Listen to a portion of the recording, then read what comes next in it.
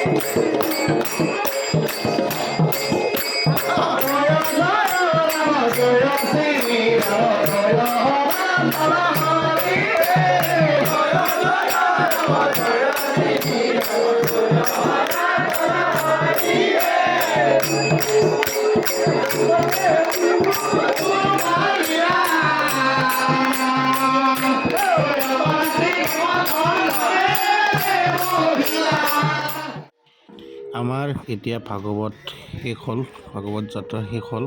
আহি আমি মন্দিৰৰ ওচৰত আছোঁ।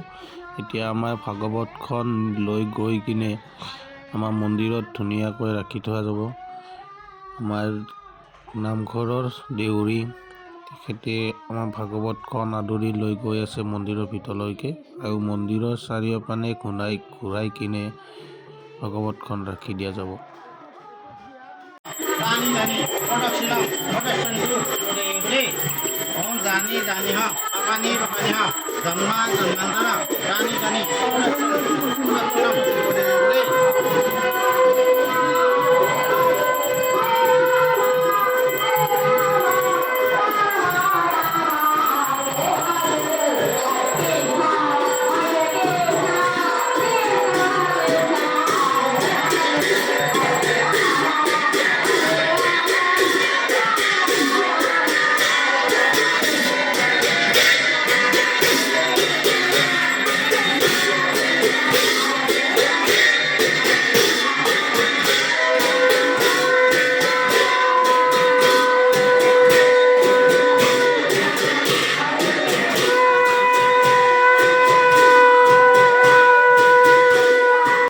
ইয়াতে আমাৰ হোম যজ্ঞ কৰা হৈছিলে, ইয়াত হোম পৰিছিল, আৰু এতিয়া চব ৰাইজে ভাগৱতখন তাত থৈ কিনে সেৱা লৈছে নামঘৰত, আৰু পূজাৰীজনে চবকে আশীৰ্বাদ দিলে।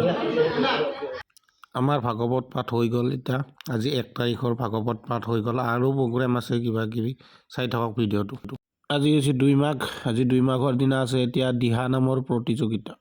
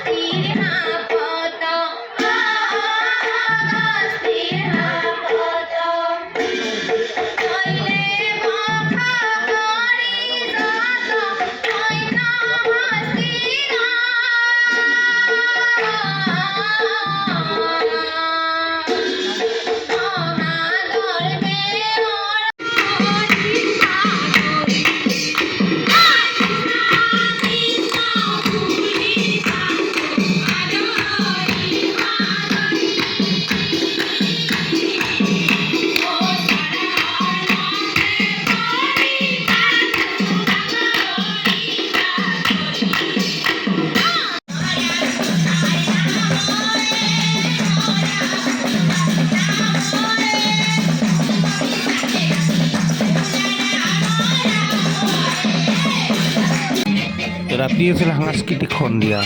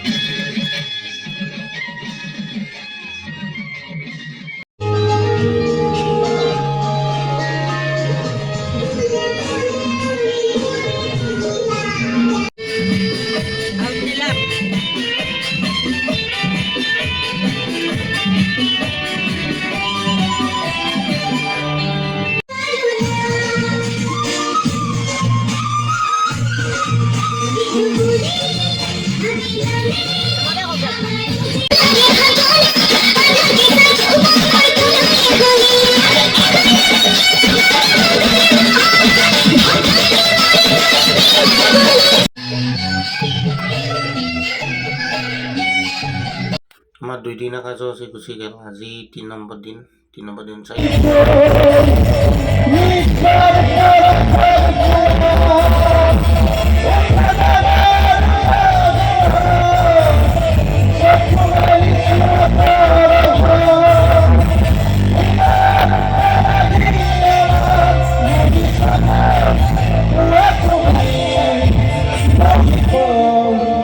সভাপতি আপোনালোকক ক'ব বাদ্যযন্ত্ৰৰ শব্দ হৈ আছে কাৰণ ফাংচন চলি আছে।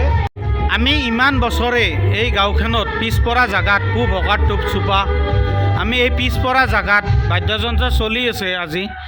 আজি বহুত বছৰৰ মূৰত বাদ্যযন্ত্ৰ হৈ গ'ল, কিন্তু এই বাদ্যযন্ত্ৰৰ মূৰত আপুনি কি ক'ব? আজি আমি জানাত 61 বছৰ আগতে আমাৰ পূৰ্বপুৰুষসকলে এই অনুষ্ঠানটো পাতি আহিছে, কিন্তু চালকীয়া অনুষ্ঠানেৰে আমি বহু বছৰ দেখা পালোঁ। কিন্তু এইবেলি আমি মন্দিৰটো নতুনকৈ সজাই বৰাই বানে লোৱাৰ পিছত আমি ডেকাচামে 3দিনীয়া কাৰ্যসূচী প্ৰস্তুতি কৰিলোঁ, আৰু এই 3দিনীয়া কাৰ্যসূচী আমি সুকলমে সুচাৰুৰূপে নিয়াৰ কাৰণে আমি বহুতো আমাৰ ডেকাচামক সহায় বিচাৰি অনুষ্ঠান আজি চলি আছে। 2দিনীয়া অনুষ্ঠান ইতিমধ্যে আমাৰ চলি গ'ল। আজি 3দিনীয়া অনুষ্ঠান। 3দিনীয়া অনুষ্ঠানত আমাৰ ফাংচন চলি আছে, গায়ক চলি আছে। আমি ধুনীয়াকৈ সুচাৰুৰূপে আজি নিশা কটাম বুলি ভাবি আছোঁ।